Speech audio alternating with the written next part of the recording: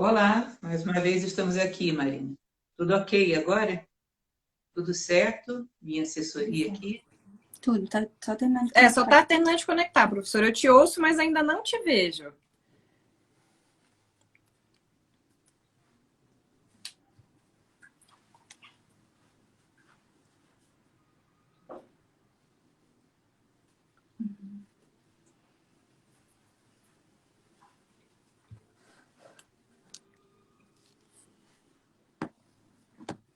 A gente entrou.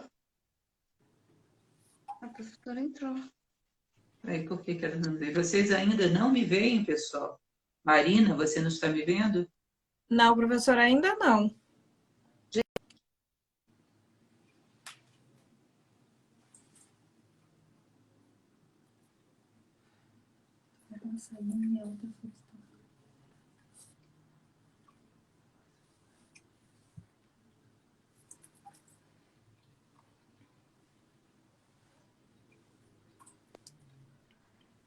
Pronto, agora tudo certo por aqui, professora. Muito obrigada, viu? Ótimo. Tudo Ó, certo por pessoal, aí também? só um minutinho. Gente, quem perguntou como pode contribuir, a conta do clube agora está aqui na tela, viu? Para todo mundo. Meu Instagram é esse? Certo. Então, pessoal que está voltando aí, peço mais uma vez desculpas. Nós sabemos, nesse período de quarentena, eu já perdi as contas da quantidade de live que fiz. Não teve uma que não desse problema técnico. Normal, Live é um jogo de paciência. com Gente, peço mais certeza. uma vez desculpas para o pessoal. Mas vamos lá, então. Eu agradeço muito a Marina pelas explicações dadas. Realmente conheço muito o trabalho de vocês e estou sempre apoiando da maneira que posso. E hoje eu trouxe um bate-papo para a gente ter, um bate-papo relativamente rápido, onde eu gostaria de, em primeiro lugar, responder a duas perguntas antes que elas fossem feitas, ou responder a duas contestações antes que elas fossem feitas, que é muito normal, infelizmente, não é normal, mas é muito frequente que toda vez que eu falo sobre proteção a animais, venham duas contestações, que são a história. Em primeiro lugar, por que com tantos seres humanos precisando você está cuidando de animais? Em primeiro lugar, eu tenho 31 anos como voluntária numa escola de filosofia, voluntária. Ou seja, eu trabalho pelos seres humanos, sim. E, em segundo lugar, mas não menos importante, eu, como filósofa, não acredito naquilo que eu chamo de fraternidade, amor de cerquinha. Sabe o que é fraternidade e amor de cerquinha? Tudo que está dentro de uma determinada fronteira artificial que eu criei, meu coração funciona. A partir dessa fronteira, não funciona mais. Então, eu coloco uma cerquinha e separo só os seres humanos. Compaixão, amor, fraternidade, sensibilidade e dor alheio, só para cada cerquinha. Para lá, eu sou absolutamente cego, frio e cruel. Eu não acredito nesse tipo de compaixão. Eu acho isso mais uma convenção do que propriamente compaixão. Não acredito em compaixão, amor, solidariedade de cerquinha. O coração nosso, quando se manifesta, quando se expressa, ele é incondicional. Ele é sensível a qualquer dor que cruze no seu caminho, ou ele não é sensível a dor nenhuma.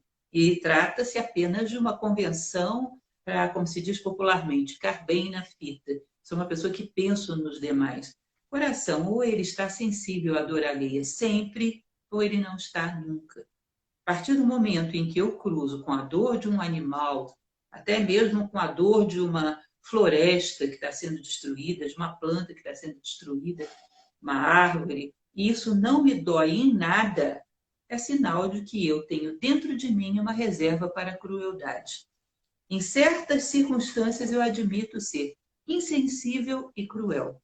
Obviamente, quando nós deixamos o inimigo morar dentro da nossa casa, ou seja, a crueldade, a indiferença, a dor alheia, morar dentro de nós, numa situação qualquer que perturbe a nossa normalidade, é essa crueldade e essa insensibilidade que vão tomar conta, vão tomar posse da direção da nossa vida. Ou seja, não podemos, como se diz dentro do cristianismo, não servirás a dois senhores ao mesmo tempo. Dentro da tradição árabe, costuma-se dizer, Não montarás em 2 camelos ao mesmo tempo. De fato, é difícil montar até em um só. Ou seja, ou somos sensíveis à dor dos outros, dos demais, ou não somos sensíveis. Ou temos compaixão para com a vida como um todo, ou não temos compaixão. Eu não sei como delimitar um terreno onde eu só sou compassivo ali dentro. Não sei como a psique humana funcionaria nessas circunstâncias. Honestamente, eu tenho muita dificuldade de acreditar. Então, eu acredito naquela pessoa que ela está comprometida com a dor, aquela que lhe aparecer pelo meio do caminho. Ela está comprometida com o sofrimento, aquele que lhe aparecer pelo meio do caminho. Ele não tem uma escolha onde ele seleciona quando o seu coração vai funcionar ou não. Se o nosso coração obedecesse a esse tipo de capricho, estaríamos todos mortos. Ele funciona fisicamente sempre. Porque, emocionalmente falando, o coração simbólico funcionaria só em momentos que atendem a determinadas seleções prévias. Então, para a nossa concepção, para a minha concepção como filósofa, não existe amor nem compaixão de cerquinha, que funciona aqui e ali não. Ele é lato sensu. Ele é com a dor que apareça no meio do seu caminho. Ou ele não existe. Ele é uma mera convenção. Outra colocação que sempre se faz também são as contestações padrão, como eu chamo. A segunda contestação que sempre aparece quando eu falo a respeito de grupos de proteção, de cães, de gatos de rua, de animais de rua, é: não, mas se vocês vão fazer isso, vocês têm que também combater a crueldade com bois, com galinhas, com porcos. Concordo que eu gostaria de combater esse tipo de crueldade.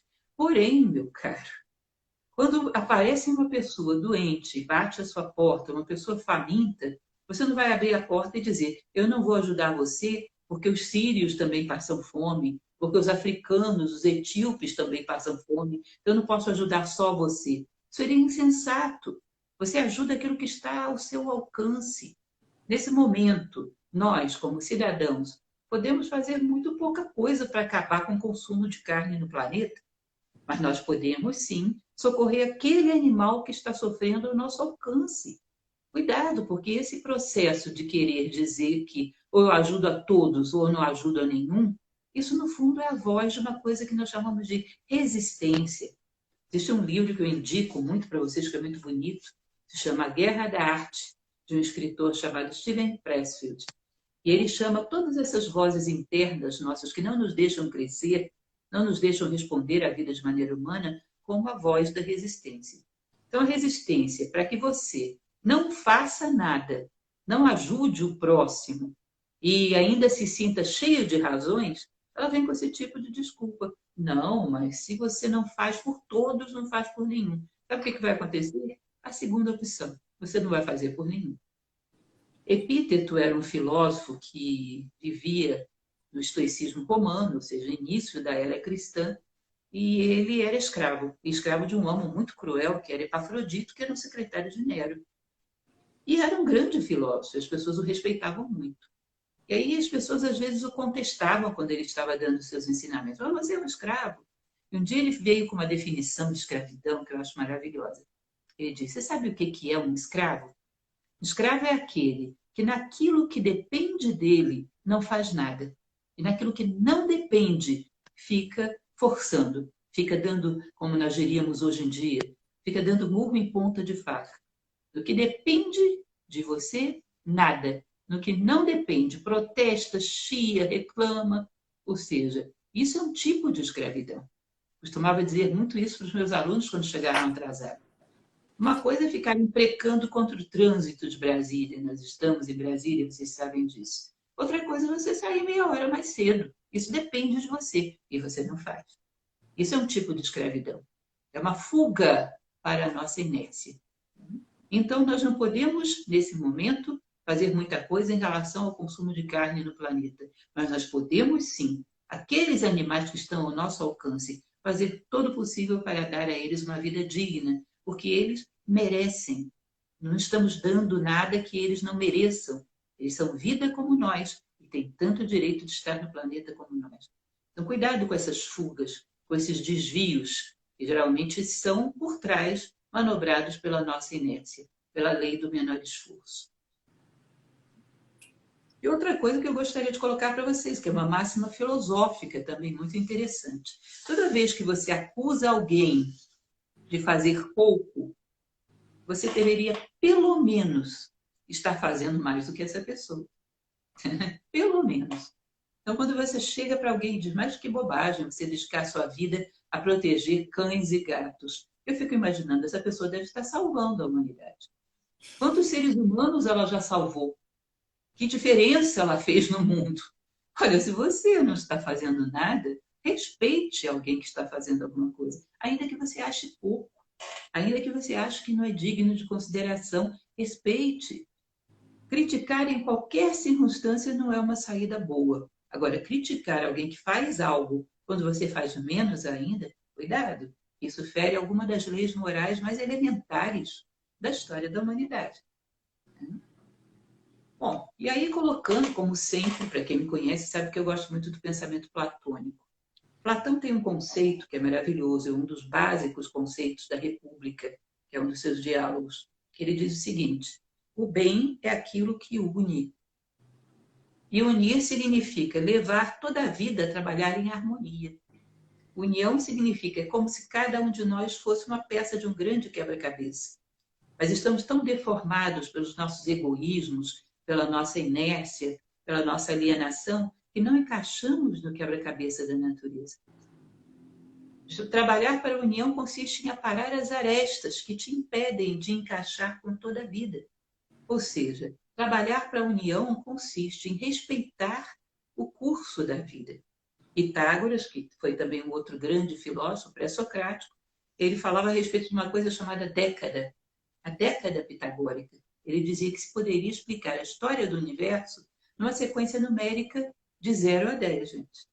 Ou seja, as coisas saem desse campo potencial que é o zero e se manifestam, é a unidade, é o demiurgo, é o início, é o uno.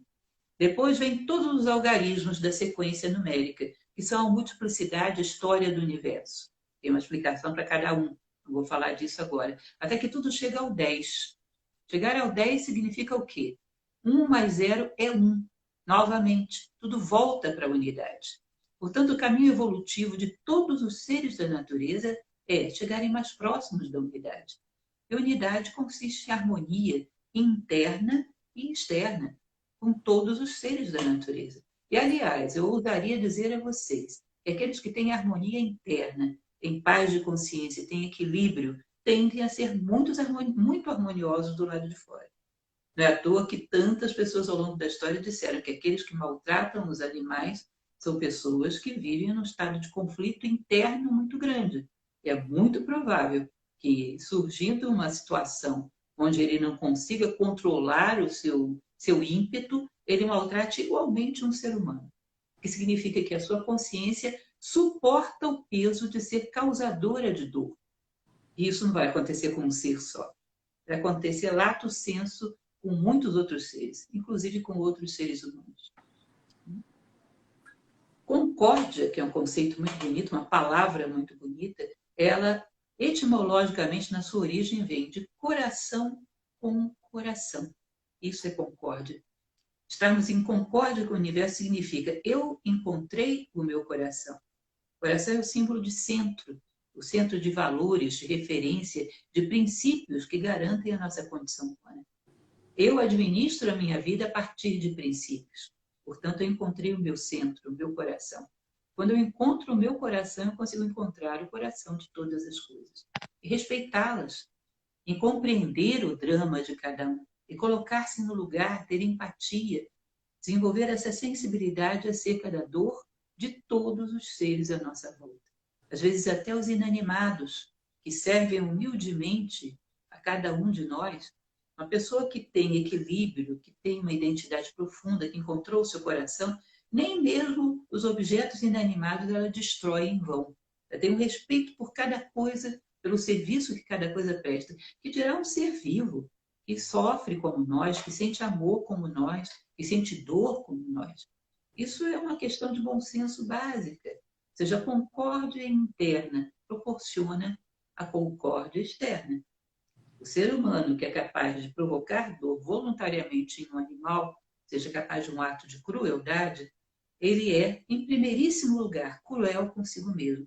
E vai ter que carregar dentro da sua consciência essa dor pelo resto da sua vida. Outra coisa que é interessante nós percebermos, mais uma vez, Platão ele dizia que o ser humano é a sintaxe da natureza. Se você quer saber se existe algum potencial em você que você ainda não realizou, procure se algum ser da natureza tem. Porque se ele tem, você tem isso latente, adormecido em você, e pode trazer à tona. Às vezes eu fico observando os meus bichinhos, porque minha casa é cheia, estão aqui se atropelando, querendo participar da live. Eu fico observando os meus bichinhos e digo, gente, que capacidade de perdão, de amor, de lealdade, que coisa incrível. Eu penso se a humanidade fosse capaz de olhar para um cão e dizer, se existe nele, existe em potencial dentro de mim. Ser capaz de, através do exemplo de um animal desses, encontrar a sua própria capacidade de perdão, de amor, de lealdade. Acho incrível. Esses dias o meu cachorrinho teve um problema estomacal grave. Eu levei, tive que internar no veterinário. Eu imagino, para a capacidade de entendimento dele, a crueldade de um dono de levar ele para ficar naquela jaulinha a noite inteira sozinho. Um ser humano faria um drama, uma vitimização que não olharia para mim nunca mais na vida. No dia seguinte, quando eu cheguei para pegá-lo, ele estava numa felicidade de viver. Não existia a véspera, não existia dor, existia a alegria daquele momento, do estar ali, de estar comigo. Nossa, você imagina uma coisa dessas. Um dia desses, inclusive, fiz uma pequena gravação onde eu falava sobre isso. A capacidade incrível que tem um animal, desses que são recuperados na rua, às vezes com uma trajetória de sofrimento horrorosa, uma vida torturante, e de repente encontram alguém que socorre, que dê um lar, e você vê um mês depois de adotado, estão naquela felicidade toda. Você olha eles saltitantes e nem acredita que um dia foram torturados. Que capacidade sensacional de recomeçar, de renascer, de deixar as dores para trás, de perdoar, de ter esperança, capacidade de lealdade incrível, capacidade de um amor incondicional. Essas coisas, quando você observa no animal, ele te lembra, você tem isso, traz à tona. Porque, por incrível que pareça, essas coisas hoje são raras nos seres humanos. Como nos vitimizamos? Como perdemos tempo odiando aqueles que algum dia nos fizeram alguma coisa? Como todos nós sofremos com essa ladainha da autopiedade? Como, às vezes, por pequenos caprichos, não somos leais àqueles compromissos, àqueles sentimentos que assumimos com alguém, que esperava esse sentimento de nós? Quantas vezes isso acontece? Portanto, às vezes, sabendo amar um animal, você descobre muito sobre si próprio. Traz à tona coisas maravilhosas em si próprio. Eles têm muito a nos ensinar. Outra coisa que eu coloco para vocês como uma coisa interessante, que é o critério moral de um filósofo chamado Immanuel Kant. Ele diz o seguinte, na sua máxima do imperativo categórico: age sempre de tal forma que a máxima da tua ação possa ser elevada à lei universal. Sabe como funciona isso? Seguinte, você passa por um animal que está sofrendo na rua, você ignora, ou dá um chute, afasta, ou piora ainda mais a dor dele. Pega, para essa cena e diz o seguinte, eleva isso à lei universal. Todo ser humano que passa por um ser que sofre pode ignorá-lo ou maltratá-lo. Se todos os seres humanos seguissem essa lei universal, o mundo se tornaria um lugar melhor ou pior para se viver? Muito pior. Então, isso que você está fazendo não é moral. Entende? Simples assim. Serve para qualquer situação. Pegue aquela coisinha que você fez e disse, isso não tem nada demais. Eleve a lei universal. Todos os seres humanos fazendo isso. Isso tornaria o mundo melhor ou pior? Pior. Então, não é moral o que eu estou fazendo. E não poderíamos nos permitir atos de imoralidade. Conscientes, não. Cada vez que os percebemos, teríamos que estar aparando arestas. Perdoem pegar um pouco de água só.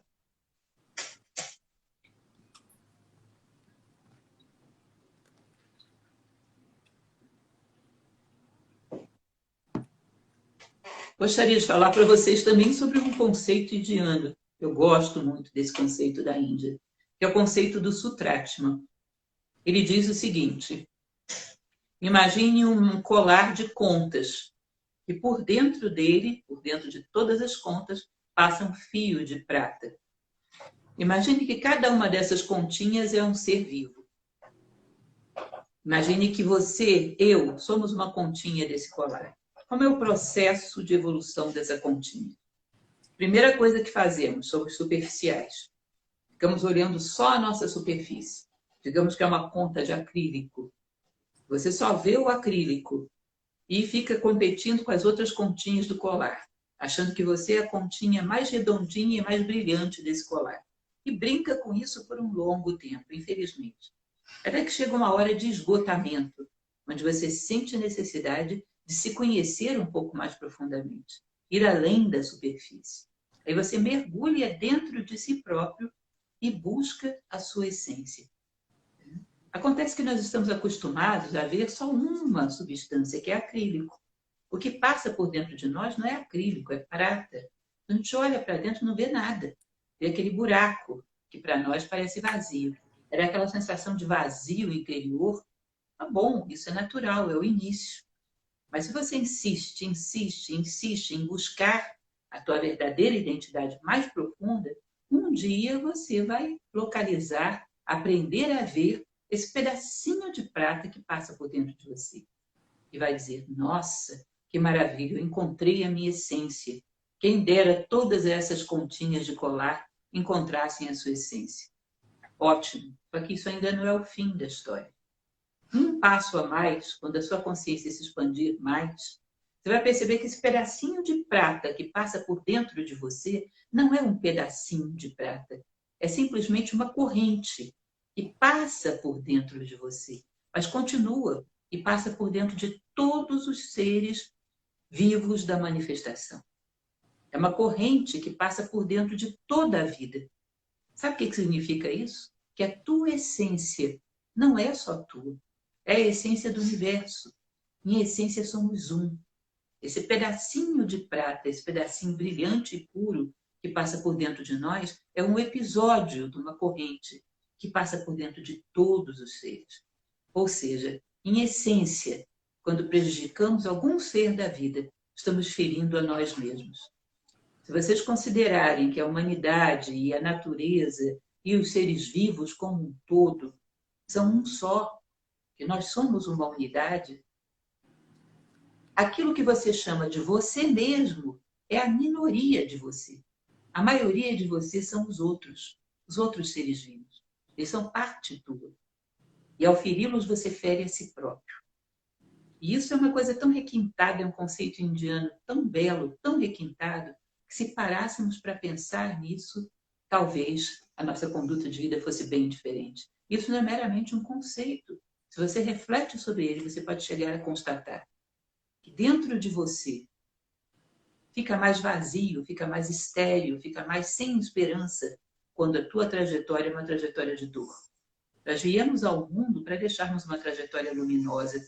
Viemos ao mundo para deixar um mundo um pouco melhor do que era antes de estarmos aqui. Viemos para ser fator de soma.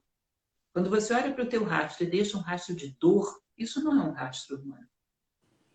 O rastro humano é aquele que alguém possa passar e dizer quem passou por aqui foi um ser humano. Olha que rastro luminoso. Um pouco dessa prata da nossa essência ilumina o caminho por onde passamos. Se por onde passamos, deixamos um pouco menos de dor, um pouco menos de sofrimento, um pouco menos de solidão, se vamos preenchendo o nosso caminho com humanidade, com valores. E é importante que nós saibamos, pelas vossas obras, vos conhecerei. Olha para trás e vê a trilha que você deixou. Gostaria de ser conhecido por isso? Gostaria de ser conhecido pela indiferença à dor alheia, pela crueldade com a dor alheia? São reflexões muito boas de se fazer. Bom, eu trouxe algumas colocações que eu achei muito interessantes, de alguns grandes pensadores da história, grandes personalidades. A primeira é de Benjamin Franklin. Ele fala uma coisa muito interessante em relação ao respeito aos animais na infância. como isso é importante na formação de um cidadão verdadeiramente humano, equilibrado. E quantos pais deveriam se preocupar com isso? Um fenômeno que, infelizmente, é mais comum do que eu gostaria, é que os pais deem um bichinho aos filhos como um brinquedo e não os ensinem a respeitar o animal. E sem que saibam, estão plantando sementes de crueldade dentro dessa criança. Então, a frase de Benjamin Franklin diz o seguinte: o menino que sofre e se indigna diante dos maus tratos infligidos aos animais será bom e generoso com os homens. Com certeza. Ele está desenvolvendo dentro de si sementes de bondade. Mais que isso, ele está construindo dentro de si os alicerces de um bom caráter. Nós vamos falar daqui a pouquinho sobre essa questão do caráter. A próxima frase é de um filósofo chamado Arthur Schopenhauer. Ele dizia o seguinte: a compaixão pelos animais está intimamente ligada à bondade de caráter. E quem é cruel com os animais não pode ser um bom homem. Entendam isso. Talvez a gente levaria muito tempo para explicar para vocês o que é um bom comportamento, o que é a bondade, o que é a ética de coerção e de convicção. Por exemplo, uma ética de coerção. Eu trato bem os seres humanos porque senão eu posso ser preso, posso ser multado, posso levar uma pancada de volta, ou seja, eu posso me dar mal no final. Por isso eu não os maltrato. Mas se eu pudesse fazê-lo impunemente, com certeza eu faria. Essa é uma pessoa que não tem bondade nenhuma. Ela usa uma fachada de bondade por coerção, por medo da contrapartida da sua crueldade. Mas isso é uma fachada. É um esmalte de pouca cobertura. Um mínimo tremor de uma situação social de exceção, isso cai por terra e ele mostra o seu rosto agressivo, bestial, violento. Outra coisa é, por exemplo, uma ética de convicção. Esse é um cidadão que é ético porque ele acredita nisso, porque ele se identifica com isso e porque ele é feliz ao seu. Portanto, se ele vivesse numa ilha deserta, ele continuaria sendo ético com a natureza, com os animais que encontra ali. Por quê? Porque ele é humano. E é próprio do ser humano ser assim. Ele se satisfaz e é feliz com aquilo que é. Algum tempo atrás, eu ouvi um médico psiquiatra falar uma coisa que eu achei muito, muito, muito bonita. Ele dizia que o antídoto mais potente que existe contra todos os problemas psíquicos do homem é a prática da bondade legítima, genuína. Aquela bondade preenche o nosso coração com o sentimento de dever cumprido. Ela é poderosíssima contra as angústias, contra as tristezas, contra a perda de autoestima, contra a depressão. Ela é muito poderosa. A prática da bondade é um paliativo para muitas e muitas doenças, para muitos e muitos males que já estão e que poderiam vir a acontecer. A próxima frase é de um personagem bastante conhecido nosso no Brasil, que é Chico Xavier. Ele dizia o seguinte: nós, seres humanos, estamos na natureza para auxiliar o progresso dos animais, na mesma proporção que os anjos estão para nos auxiliar. Portanto, quem chuta ou maltrata um animal é alguém que não aprendeu a amar. De fato, o amor, como falei para vocês, não pode ser limitado a um grupo que você cercou artificialmente. Ou ele é sem fronteiras, ou ele é indefinidamente distribuído, ou ele não é amor. Se tivesse tempo para isso, eu contaria para vocês a história do amor para os alquimistas medievais. Fazendo uma referência bem rápida, eles diziam que o amor, você tem que construir o cálice, que é a sua vida moral. Se os seres divinos olham lá de cima e acham que esse cálice está bem esculpido, eles depositam o amor, que é um vinho celeste. Só que a característica desse vinho é que ele é um solvente universal. A primeira coisa que ele vai fazer é derreter o teu cálice e se estender em todas as direções, porque ele não aceita limites. Entende? Ou seja, se eu amo verdadeiramente um gatinho, um cão, eu, através desse canal, eu conquistei a potência de amar tudo que surgir na minha vida. Porque o verdadeiro amor, ele é recebido a partir de um ponto. Mas ele não se limita ali. Ele é o caeste, ele é o solvente universal. ele dissolve esse ponto e se espalha em todas as direções. Agora, se não é um ponto legítimo, através do qual você canaliza o seu amor, tentar aplicá-lo para um conjunto que você selecionou intelectualmente, isso, em geral, é um artifício. Em geral, é uma máscara. Mahatma Gandhi. Eu tenho um particular carinho por esse personagem. Gandhi costumava dizer uma coisa muito interessante. A grandeza de uma nação pode ser julgada pelo modo que seus animais são tratados. Vejam só. Essa sensibilidade que ele tinha em relação à vida como um todo, é muito apropriada essa frase. Só que nós teríamos que constatar que se nós formos medir a grandeza de uma nação pelo modo como tratamos os nossos animais, quão poucas nações no mundo são realmente grandes, né? Se é que há alguma. Nosso egoísmo e, mais do que isso, nosso antropocentrismo, nosso sentido de tirarmos vantagem de tudo, usarmos todos os seres como meios para os nossos interesses, que são os verdadeiros fins, isso faz com que a gente não tenha um alicerce moral suficiente para construir uma verdadeira nação grande. E sabe valorizar a vida, sabe respeitar a vida e trabalhar a favor dela. Continuando, nós temos uma frase de Abraham Lincoln, que também é um personagem histórico fantástico, né? Ele dizia: eu sou a favor dos direitos animais, bem como dos direitos humanos. Esta é a proposta de um ser humano integral. Entendem? Um ser humano integral. Não existem frestas, não existem brechas de exceção dentro dele. Ele não deixa espaços para a exceção, a crueldade, a indiferença. Eu brinco com os meus alunos que quando às vezes a gente entra na casa de uma pessoa, a sala está arrumadinha, o quarto está arrumadinho, está tudo muito bem arrumadinho, mas no cantinho está aquele quarto da bagunça, que quando você abre a porta, cai tudo em cima de você. Você abriu uma exceção à desordem. Você aceitou conviver com ela dentro de casa. Numa situação de exceção qualquer, a desordem vai tomar a casa inteira. Assim é o quartinho da bagunça que você tem dentro de você psicologicamente. Quando aceita, em alguma circunstância, ser cruel, ser indiferente, ser frio, à dor alheia, ou mesmo provocá-lo. É um quartinho complicado. Numa situação qualquer, essa crueldade vai tomar conta da sua vida, essa indiferença vai tomar conta da sua vida. Cuidado! Não servirás a dois senhores ao mesmo tempo. Abaixa o quartinho da bagunça, tanto físico quanto psíquico. Cuidado com isso. Não deixe um espaço para o inimigo dentro da sua casa. Isso não é uma boa estratégia de vida. Continuando, Ravi Shankar foi um grande compositor e músico indiano, bem interessante. E as suas duas filhas ainda se dedicam à música, uma delas Nora Jones, bastante conhecida. Enfim, Ravi Shankar ele dizia o seguinte: não procure Deus olhando para o céu.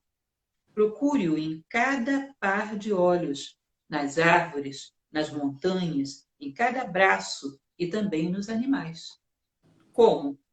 Quando você enxerga Deus dentro de você mesmo, verá que é fácil reconhecê-lo em todos os lugares.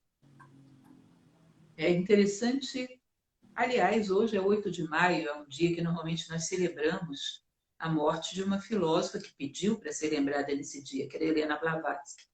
Helena Blavatsky, ela falava bastante sobre essa questão de que quando você é capaz de encontrar a Deus em todas as coisas, você tem uma imagem concreta de Deus em que se espelhar. Tem uma obra dela em que ela diz uma coisa muito interessante, que eu aconselho para vocês, inclusive, eu pratico e acho muito bom. Ela diz que quando você acorda pela manhã, você deveria, antes de pular da cama, por 1, 2, 10 segundos que seja, fixar uma imagem de Deus. E depois você pode começar o seu dia. Quando você começa a fazer isso, gente, dá um trabalho tão grande, porque normalmente a nossa consciência não se contenta com uma imagem, sei lá, um desenho imaginado por uma religião X do YZ. Ela necessita de um exemplo concreto de Deus. Necessita de uma visão concreta de Deus. E onde você vai ver essa visão concreta? Exatamente no momento em que a ação dos homens demonstra, traz à tona o divino que eles têm dentro de si. Então você vai perceber que quando você vê uma pessoa que tem um ato extremamente justo, você olha e vê Deus. Uma pessoa que tem um ato extremamente compassivo, você olha e vê Deus. E quando você abrir os seus olhos pela manhã, você lembra desse ato, e você vai ficar tranquilo. Eu posso levantar da cama. Eu já vi Deus. A maneira de nós vermos Deus, não através de desenhos ou imagens criadas pela imaginação humana, mas concretamente andando pelo mundo, é através de um ser humano que deixou que o seu aspecto divino viesse à tona, deixasse marcas no mundo, marcasse os seres à sua volta. Portanto, é uma forma fantástica de proclamarmos a existência do divino, gerando obras que sejam a imagem e semelhança dos valores e virtudes divinos que temos em nós, trazendo à tona esses valores divinos e fazendo com que eles deixem marcas no mundo. Então, é uma maneira de trazer beleza ao mundo, elevar a consciência do mundo.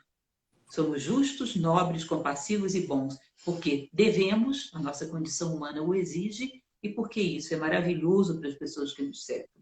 Isso dá a elas a oportunidade de ver uma festa de divino andando pelas ruas. Uma outra coisa que eu trouxe para vocês aí, um exercício, uma proposta um pouco dura, mas se vocês fizerem, olha, eu tenho certeza que vai ser um marco na vida de vocês.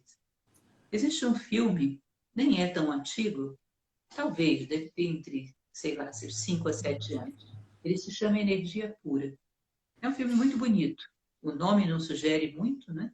Energia Pura parece, sei lá, um filme sobre atividade física, mas não tem nada a ver com isso. É um filme a respeito de um cidadão muito especial que tinha essa possibilidade, essa sensibilidade de ver por dentro dos outros seres, ver os seus sentimentos, perceber o sofrimento, a dor, a bondade do outro. E uma ocasião, esse rapaz, ele encontra com um caçador que caçava alces e tinha sua casa cheia de cabeças de alces. E ele, vendo aquilo, o alce tinha sido atingido por um tiro e agonizava no chão. E esse rapaz, que tinha esses poderes especiais, ele agarra a mão daquele caçador e encosta sua mão no alce, que estava ali agonizando, prestes a morrer. Ele consegue fazer com que os sentimentos, a dor, o medo daquele alce sejam sentidos por esse caçador. O caçador fica desesperado, apavorado, reage, mas ele não solta a mão dele e faz com que ele sinta até o último momento a dor, o medo, o sofrimento daquele animal. E a partir daquele momento, aquele caçador nunca mais caçou nada na vida dele. É lógico que eu não sou esse ser com poderes especiais de que o filme fala. Mas, aliás, eu sou tão normal e comum quanto qualquer um de vocês, tenho apenas boa vontade. Mas eu posso propor para vocês que façam vocês mesmos esse exercício. Quando olharem na rua um animal que está sofrendo, façam, tenham coragem de fazer. Perdão. Tenham coragem de fazer. Olhem para esse animal. Olhem fixamente para ele. E entrem dentro dessa experiência. Sintam a pele machucada, de pedradas que te jogaram sem nenhuma razão, o sofrimento de estar com o estômago roncando de vários dias sem comida, ou passando mal de ter comido algum lixo, o sofrimento de estar, às vezes, cheio de doenças, das pessoas te chutarem, te rejeitarem, te tratarem como se você fosse um lixo. Entra nessa experiência, entra mesmo, tenha coragem, fica aí dentro, por um minuto que seja, fica aí dentro dessa experiência, sente ela. Se você fizer esse exercício bem feito, e nós podemos fazer porque somos muito ricos em imaginação, te garanto que você nunca mais vai olhar um animal da mesma maneira, nem vai tratá-lo da mesma maneira. É um bom despertar de consciência. Eu te sugiro fazer. É um ato de coragem, mas é também um ato de amor. Faça isso. E depois você vai começar a olhar para esses animais com outros olhos, com certeza.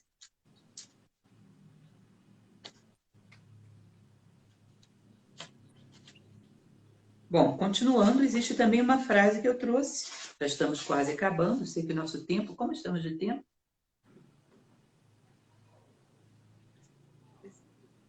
13 minutos. Essa é uma frase do escritor Milan Kundera. Ele diz o seguinte: os cães são o nosso elo com o paraíso. Eles não conhecem a maldade, a inveja ou o descontentamento. Sentar-se com um cão ao pé de uma colina numa linda tarde é voltar ao Éden. Eu acho essa frase tão bonita. Inclusive, um dia desses me mandaram um desenhozinho, não sei quem me remeteu isso pelo WhatsApp, que era um homem sentado do lado do seu cão, olhando uma paisagem. E colocavam 2 balõezinhos representando o pensamento dos dois. O balãozinho do homem, ele sonhava em estar na beira de uma piscina, num hotel luxuoso. E o pensamento do cão, dentro do seu pensamento havia ele e o homem do lado olhando para aquela paisagem. Eu achei aquilo tão bonito porque é uma coisa rara também que os animais têm. Eles estão inteiros no presente. Eles estão de corpo e alma no presente.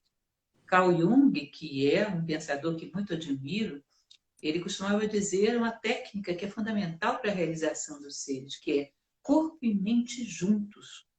A consciência do cão, com aquele tanto de racionalidade que ele cabe, aquele monte de emoção que tem, ele está inteira naquele momento. E não existe para ele felicidade maior do que aquela de estar ao lado de quem ele ama. Ele é inteiro, inteiro, o momento presente. Não há felicidade maior para ele do que estar com aqueles que amam. E às vezes, no final da nossa vida, já conheci tantos casos desse tipo, gente. De pessoas que correm atrás de tantas coisas, de tantos lugares, de tantas pessoas famosas, de tanta evidência. E no final da sua vida chegam a essa conclusão, que o melhor lugar do mundo é ao lado das pessoas que você ama. Isso é lar. Lar é o lugar onde estão as pessoas que você ama. Seja a gente com toda a nossa racionalidade, com toda a nossa tecnologia high-tech, passa a vida inteira para chegar à conclusão que o cachorrinho já sabia desde o começo. Não há nada melhor que estar ao lado de alguém que ele ama. Isso é paz, isso é plenitude, isso é felicidade. E quando a gente ama o mundo inteiro, um dia estaremos lá, eu imagino que o mundo inteiro será paz, plenitude e felicidade. Há um pensamento que se atribui ao pensamento pitagórico, que diz o seguinte: enquanto o homem continuar a ser destruidor e impiedoso dos seres animados dos planos inferiores, não conhecerá a saúde nem a paz. Enquanto os homens massacrarem os animais, eles se matarão uns aos outros. Aquele que semeia a morte e o sofrimento não pode colher a alegria e o amor. Bonito, né? E é muito óbvio. É evidente que quando plantamos uma semente, não podemos esperar outra coisa que não aquilo que plantamos. Se você planta maçãs, não espera que nasçam peras. Nós plantamos crueldade e indiferença, por que achamos que vai brotar uma vida harmoniosa? Isso é aquilo que os orientais chamam de lei do karma, causa e efeito. É aquilo que na Bíblia também se trata. A semeadura é livre, porém a colheita é obrigatória. E a tua semeadura de compaixão, de amor, de sensibilidade à dor dos outros, nesse momento, terá a colheita no futuro de paz, de harmonia, de felicidade. Aliás, a bondade, como falamos ao início, não espera muito pelo futuro. Ela nos dá paz de espírito e felicidade agora. A bondade nos dá o sono dos justos. A bondade nos dá aquela sensação maravilhosa de coincidirmos conosco mesmo. Estamos preparados para o que vier, porque estamos em paz com os céus e a terra. Fizemos o que nos competiu no dia de hoje.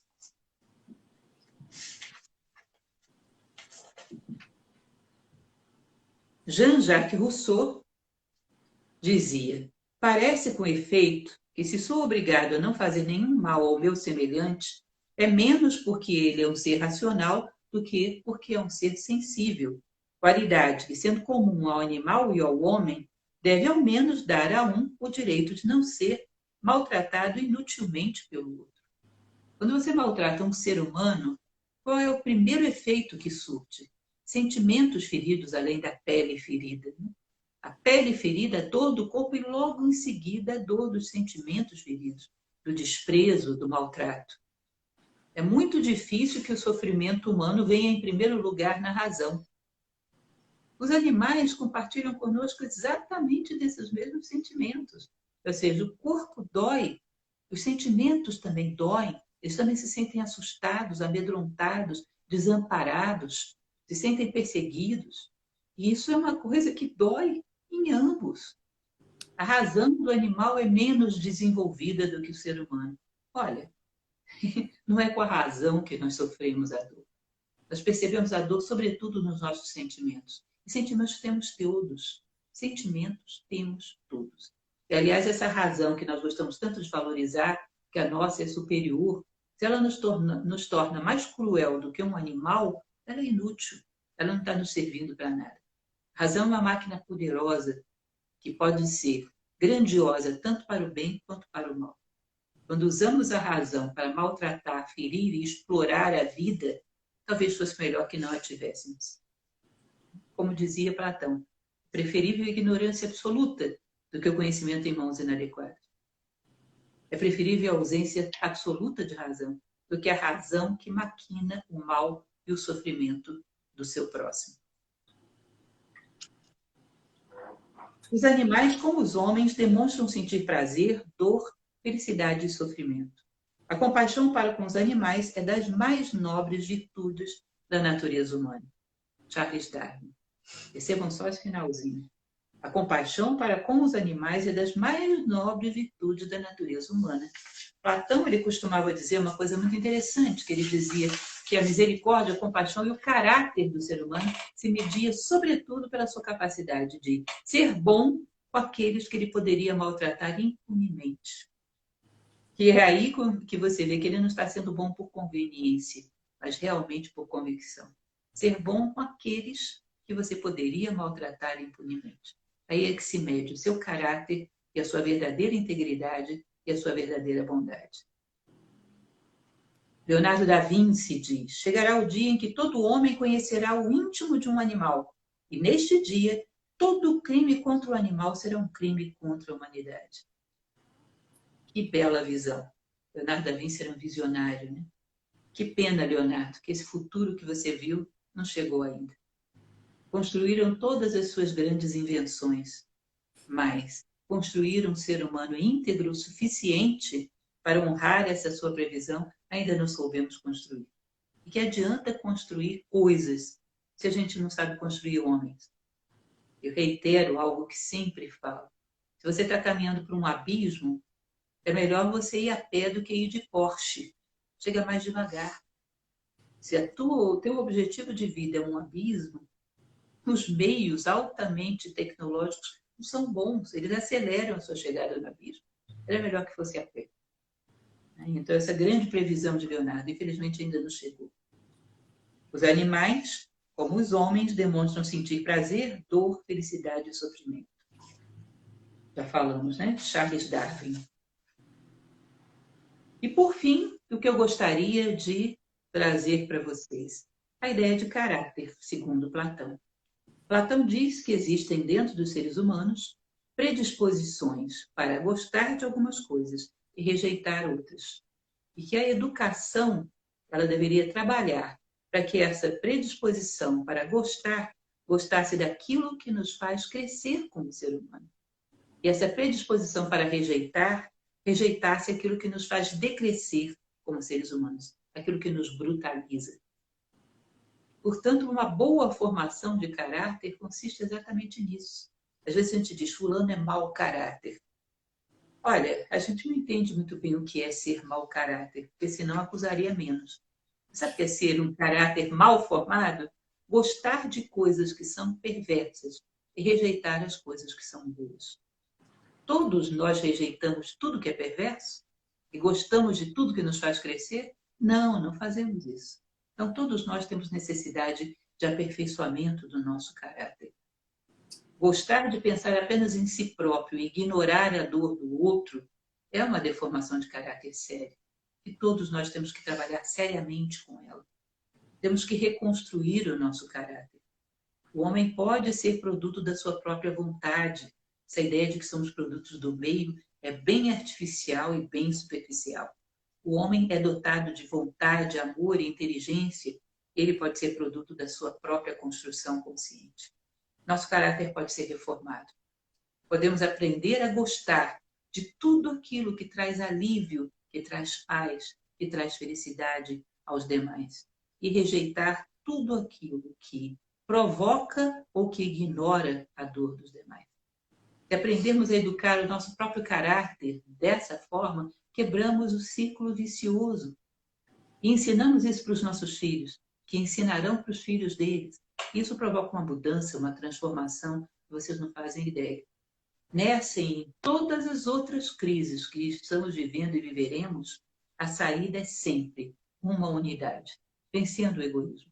A saída é sempre construindo um caráter sólido, um caráter verdadeiramente humano. Aprenda a rejeitar a crueldade e a indiferença à dor dos seres vivos que te circundam.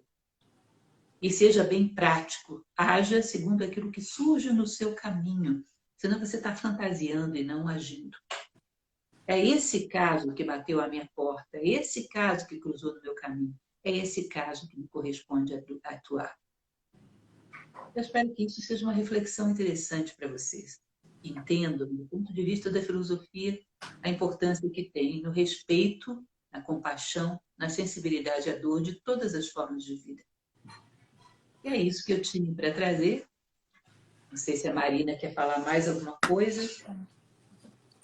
Professora, primeiramente, em nome, eu, enquanto pessoa, e o Clube do Gato, a gente gostaria muito de agradecer o privilégio dessa palestra de uma pessoa que leva a luz por onde passa, viu? Estamos realmente muito honrados. E eu queria chamar agora a Cecília para falar algumas palavras e encerrar essa live, tudo bem? Vou trocar aqui de lugar com ela.